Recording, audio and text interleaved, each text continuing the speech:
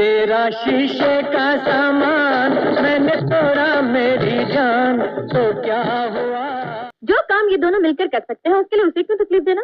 चाची ठीक कहती है। बाटली को तोड़ दे, शराब को छोड़ दे। 11 जनवरी 1977 को रिलीज हुई थी मल्टी स्टारर फिल्म चाचा भतीजा। एक्शन कॉमेडी ड्रामा से भरी इस फिल्म में धर्मेंद्र, रणधीर कपूर, हेमा मालिनी, योगिता बाली, रहमान, जीवन, इंद्राणी मुखर्जी, रुपेश कुमार और देव कुमार वगैरह नजर आए थे।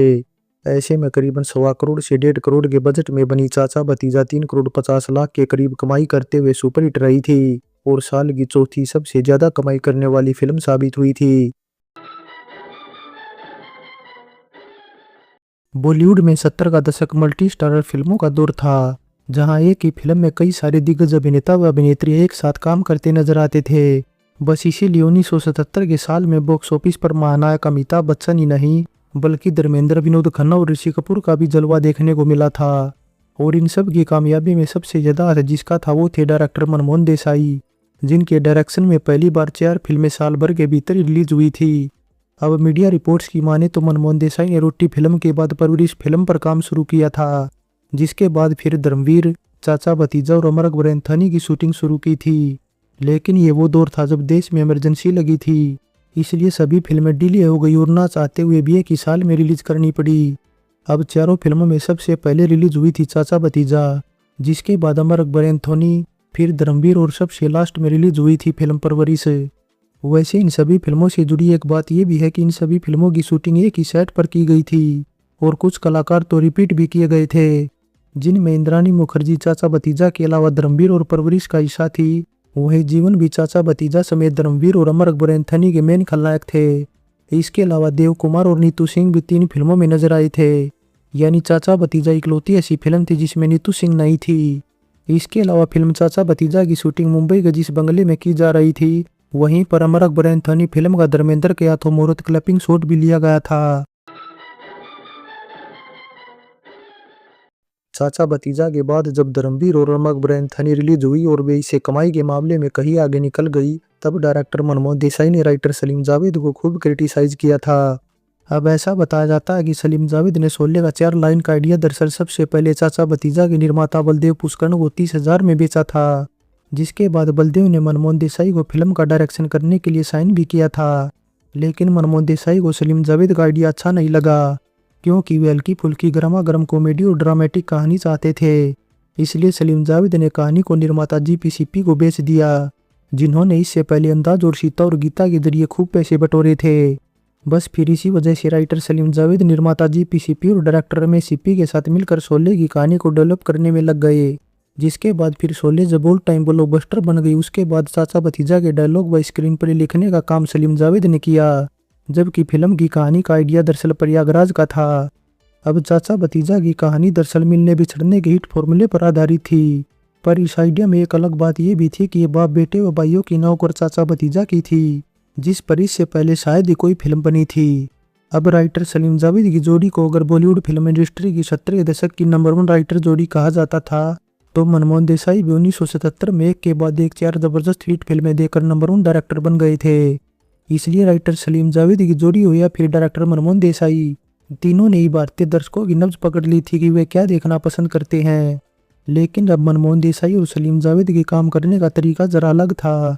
मनमोहन देसाई जहाँ अपने काम में किसी का इंटरफेयर पसंद नहीं करते थे, वहीं सलीम जावेद को खुद पर इतना भरोसा था कि वे आदतन फिल्म मेकिंग में पूरी तरह से इन्वॉल्व रहते थे और डायरेक्टर से बात करते रहते थे कि क्या गलत है और क्या सही है। लेकिन अब मनमोहन देसाई खूब समझदार थे, उन्हें पता था कि दर्शक क्या देखना पसंद करते हैं और कैसे उन्हें वो दिखाना है। बस इसी वजह से मनमोहन देसाई को सलीम जावेद का इंटरफेयर पसंद नहीं था। इसके अलावा कुछ ये भी कहा जाता है कि धर्मेंद्र भी अक्सर मनमोहन देसाई की बजाय सलीम जावेद के हक में बात करते थे, और यहाँ तक कि धर्मेंद्र मनमोहन देसाई को सलीम जावेद की काबिलियत के बारे में भी बताते रहते थे, और कुछ इस वजह से भी बताते रहते थे क्योंकि धर्मेंद्र ने इससे पहले सलीम जावेद की लिखी सीता और गीता व शोले में बतौर हीरो काम किया था। ऐसे में दोनों ही फिल्मों ने बारी बारी से बॉक्स ऑफिस पर धुआंधार कमाई की थी, जिसमें शोले तो हिंदी सिनेमा की दी बेस्ट फिल्म भी बन गई थी और कमाई के सारे रिकॉर्ड तोड़ते हुए इतिहास भी रच दिया था। लेकिन अब मनमोहन देसाई उन डायरेक्टर में से नहीं थे जो उनके पीछे पीछे दौड़े। इसलिए मनमोहन देसाई ने सलीम जावेद को लेकर एक बार कहा भी था कि दोनों के साथ वही डायरेक्टर काम कर सकता जिसे खुद पर ज्यादा भरोसा नहीं, वरना कोई स्वाभिमानी डायरेक्टर सलीम जावेद के साथ कभी काम नहीं करेगा, क्योंकि दोनों बहुत ज्यादा इंटरफेयर करते हैं। इसलिए एक फिल्म बनाने के दौरान ही वे इतने तंग हो गए कि आगे अब उनके साथ काम करने से तौबा करते हैं। इसके अलावा मनमोहन देसाई ने अपने कंपटीटर रहे प्रकाश मेहरा को भी सुझाव दिया कि मुकद्दर का सिकंदर जो बगैर सलीम जावेद के बनी थी जंजीर से कहीं ज्यादा कामयाब रही थी। बस कुछ इसी वजह से मनमोहन देसाई ने इसके बाद फिर कभी सलीम जावेद के साथ काम नहीं किया। हालांकि फिर इसके बाद 80 के दशक में जब दोनों अलग हो गए तब जरूर मनमोहन देसाई ने अकेले सलीम खान के साथ काम किया और सलीम ने तूफान फिल्म की कहानी लिखी। हालांकि अब तूफान फिल्म का मनमोहन देसाई ने केवल निर्माण ही किया था, डायरेक्शन उनके बेटे केतन देसाई ने किया था और ये फिल्म बॉक्स ऑफिस पर कुछ खास कमाल नहीं दिखा पाई थी। फिल्म चाचा भतीजा में एक सीन है जिसमें धर्मेंद्र के बचपन का किरदार निभाने वाले सत्यजीत 1958 में आई दिलीप कुमार व मीना कुमारी की यहूदी फिल्म के टिकट ब्लैक करता है। लगता है आज तेरी टिकट नहीं बिकी, इसलिए पिक्चर भी खुद ही देख डाली। अब गोरेगांव के सम्राट टाकीज में फिल्माई इस सीन को मनमोहन देसाई ने दरअसल धर्मेंद्र के सुजेशन पर रखा था, क्योंकि धर्मेंद्र बॉलीवुड में अपने करीबी दोस्तों में से एक दिलीप कुमार को ट्रिब्यूट देना चाहते थे। बस फिर धर्मेंद्र की इसी आइडिया की बदौलत मनमोहन देसाई ने भी इसमें धर्मेंद्र के हाथों भी फिल्म के टिकट ब्लैक कराकर अपने फेवरेट शोमैन राज कपूर को भी ट्रिब्यूट दे दिया। चाचा भतीजा में संगीत दिया था लक्ष्मीकांत प्यारेलाल ने, वहीं पर गाने लिखने का काम किया था आनंद बख्शी ने, जिनके लिखे 6 गाने रखे गए थे ऑडियो एल्बम में। बुरे काम का बुरा नतीजा क्यों भाई चाचा, हाँ भतीजा, माँ ने कहा था वो बेटा कभी दिल के सिखाना तोड़ो। फिल्म का गीत संगीत अच्छा था और टाइटल गाना चाचा भतीजा बिना का गीत माला की एनुअल लिस्ट में 21वें नंबर पर रहा था। वहीं पर भूत राजा बाहर राजा ऐसा था जो आगे चलकर 2019 में आई फिल्म हाउसफुल 4 में न केवल दोबारा से रिक्रिएट किया गया बल्कि उसी पुराने अंदाज में भी फिल्माया गया था। भूत राजा बाहर आजा, आजा ओ आजा बाहर आजा। 1974 में आई रोटी फिल्म मनमोहन देसाई की पहली ऐसी फिल्म थी जिसका संगीत लक्ष्मीकांत प्यारेलाल ने कंपोज किया था। जिसके बाद फिर चाचा भतीजा समेत 30 साल आई बाकी की 3 फिल्मों के अलावा 1983 में आई कुली फिल्म तक मनमोहन देसाई के डायरेक्शन में बनी सभी फिल्मों का संगीत लक्ष्मीकांत प्यारेलाल ने कंपोज किया था। अब फिल्म चाचा भतीजा धर्मेंद्र व रणधीर कपूर की साथ में एकमात्र फिल्म थी और कहानी के अकॉर्डिंग धर्मेंद्र फिल्म में रणधीर कपूर के चाचा के रोल में तो होते ही हैं, साथ ही उनका रणधीर के मुकाबले रोल भी ज्यादा दमदार था, क्योंकि धर्मेंद्र तब इंडस्ट्री के सबसे महंगे स्टार थे। लेकिन फिर भी फिल्म में दोनों अभिनेताओं के बीच थोड़ा बैलेंस बनाने के लिए मनमोहन देसाई ने 2 गीत धर्मेंद्र व हेमा की जोड़ी पर और 2 ही गीत रणधीर कपूर व योगिता बाली पर फिल्माए थे। वहीं पर टाइटल गाना चाचा भतीजा व शादी मनाने को कैस्ट्रो चला धर्मेंद्र और रणधीर दोनों पर फिल्माए गए थे। शादी बनाने को कैस्ट्रो जीना जरूरी है, जीने के लिए जीना। अब मनमोहन देसाई ने बेशक इसके बाद राइटर सलीम जावेद की लिखी कहानी पर किसी फिल्म का डायरेक्शन नहीं किया, लेकिन एक बात यह भी है कि मनमोहन देसाई को अमिताभ बच्चन से मिलवाने वाले भी सलीम जावेद ही थे। और फिर चाचा भतीजा के बाद मनमोहन देसाई ने जितनी भी फिल्मों का डायरेक्शन किया सभी मिलने बिछुड़ने के फॉर्मूले पर ही आधारित थी, यानी धर्मवीर, अमर अकबर एंथोनी, परवरिश, सुहाग, नसीब, देश प्रेमी, कुली, मर्द और गंगा जमुना सरस्वती सभी की सभी इसी फॉर्मूले पर ही आधारित थी। चाचा भतीजा फिल्म में रहमान जहां धर्मेंद्र के बड़े भाई व रणधीर कपूर के पिता थे, वहीं इंद्रानी मुखर्जी के भी वे पति थे।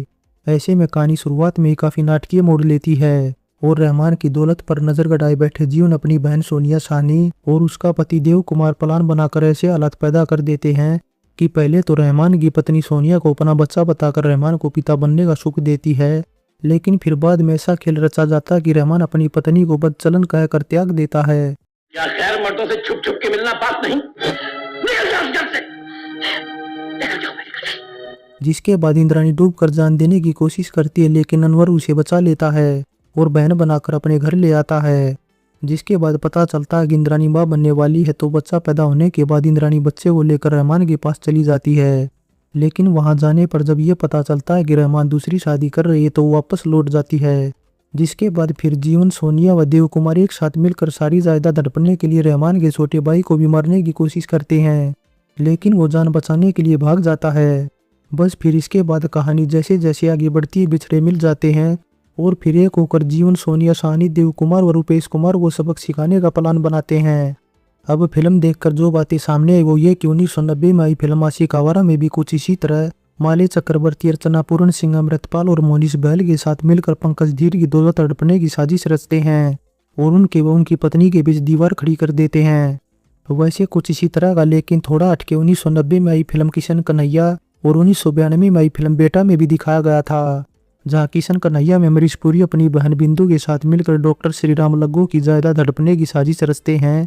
वहीं फिल्म बेटा में अनुपम खेर अपनी पत्नी व बहन अरुणा ईरानी के साथ मिलकर आकाश खुराना की जायदाद हड़पने की साजिश रचते हैं। इसके अलावा फिल्म चाचा भतीजा में धर्मेंद्र व रणधीर कपूर का नौकर बनकर जीवन, सोनिया, सानी व रुपेश कुमार को डराने वाला सीन भी इसके बाद 2014 में एंटरटेनमेंट फिल्म में कॉपी किया गया था, जिसमें अक्षय कुमार नौकर बनकर कुछ ऐसे ही प्रकाश राज और सोनू सूद को डराते हैं। फाइनली चाचा भतीजा फिल्म के कुछ पार्ट की कहानी अच्छी है, बीच में थोड़ा मजेदार सीन होने के साथ थोड़ा इमोशनली भी अटैच है, लेकिन कुछ लोग ऐसे भी थे जिन्हें उस दौर में धर्मेंद्र का रणधीर कपूर का चाचा बनना अच्छा नहीं लगा था। हालांकि बावजूद इसके ओवरऑल फिल्म में सभी का काम अच्छा था। इसके अलावा मनमोहन देसाई की भी ये बात कहीं ना कहीं ठीक लगती है कि राइटर सलीम जावेद का अगर बीच में इंटरफेयर न होता तो मनमोहन देसाई फिल्म को और बेहतर बना सकते थे। सो चाचा भतीजा फिल्म पर हमारी ये पेशकश कैसी लगी नीचे कमेंट कर बताएं। अच्छी लगी है तो लाइक करें, शेयर करें।